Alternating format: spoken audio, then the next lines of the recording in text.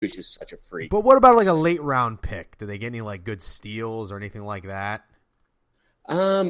See, I'm trying to think of any really good steals that they've gotten over the years. Typically they rarely miss on their first round pick, and they'll Right. they'll get a guy and they'll keep him for a couple years, and then when his big contract comes up, like perfect example right now, they just got rid of him, is Lawrence Timmons. Like I love now him. he's gone. Yeah. Yep.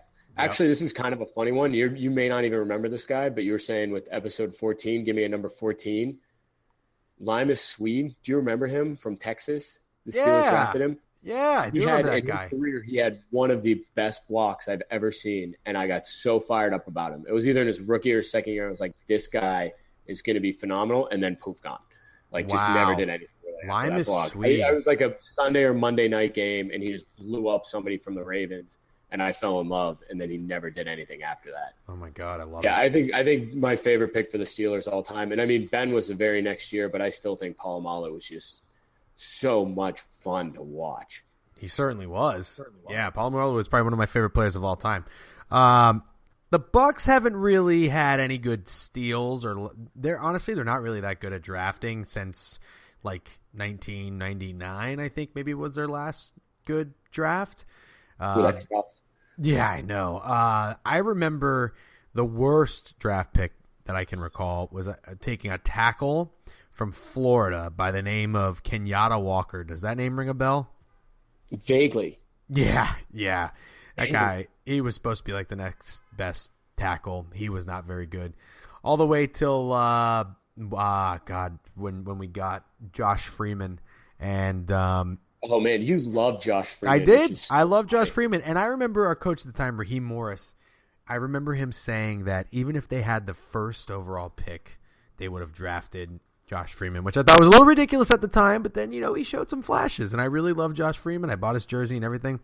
But there was a guy that the Bucks drafted. I'm going to look it up right now. That was in 2005 from a community college. His name was Larry Brackens. He was a receiver. He was like 6'7", just an absolute beast. And I remember this is when I was big into the draft, still Saturday, Sunday format. And I remember just doing all this research on this guy, and one like random no-name scout compared him to, or like said he would be the next Larry Fitzgerald. And I was watching video after video, I don't know if it was YouTube at the time, of his community college highlights. And all I could think about was how Larry Brackens is the man, and we just got the next best thing, and that guy disappeared. And yeah.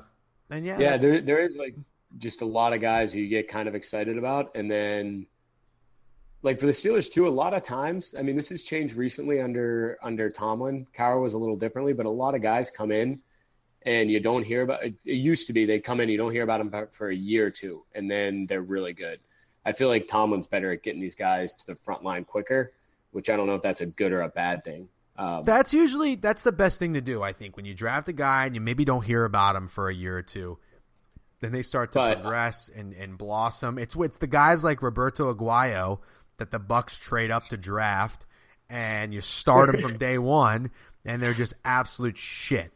God, I do love hearing some of those names again that you thought were going to be fantastic, and then you just never really hear about again. Just bad. But I still didn't. I don't think I got a pick from you of somebody you like over under. Is there somebody you've looked at lines for yet, or no? No, I haven't. Oh, you know who I do like though? This guy from Miami, their tight end, and Drew will appreciate this if and when he listens. But do you know what I'm talking about? David Njoku. Yes. Njoku. He's really good. He's really good. You look at the history of Miami tight ends, and it's probably the most prestigious list out there. Yep, that's a very good point. I really like him. This mock I'm looking at has him going to the Lions at 21. What the hell did he need to go to the Lions for? I think he's a tight end. They have Eric Ebron. Yeah, it's stupid. I like him. I like him a lot. I don't know. So if I saw a prop for him, I would take him over. I think somebody's going to reach for him. And then you mean under? Correct, under. And then I think it's going to be really interesting to see where Christian McCaffrey goes. Yeah. Like I don't know what team is going to take him, but I don't think he's going to pan out. Do you? No. I mean, a white running back, Peyton Hillis 1 year.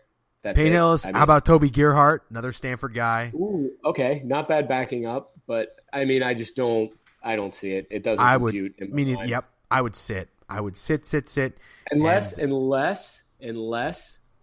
he goes to the New England Patriots. Then I couldn't love this guy more. Oh, of course. They do well with all those types of guys. But honestly, running backs overall, I would sit on. I don't think I'd use a first-round pick on a running back. I'd rather take a really good lineman, or I wouldn't take a quarterback in this draft. I think a really good lineman or a defensive back.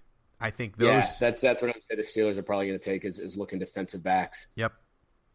And you mentioned the Miami tight end before. I know this isn't a Miami guy, but I want to transition on this and close with it.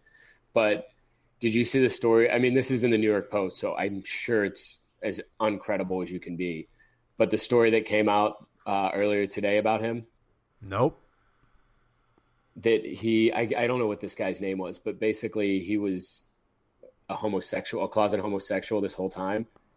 And that's why he killed Odin Lloyd, because Odin Lloyd found out he was gay.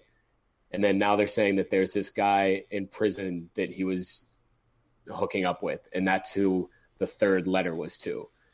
It said that he had one letter to his fiance, one letter to his daughter, and one letter to this guy. His gay lover. Yep, I did hear that. I didn't read into it though. Interesting. Huh. I love little stories like that the Post puts out, and they're just like, I don't really know if it's true, but we'll see what happens.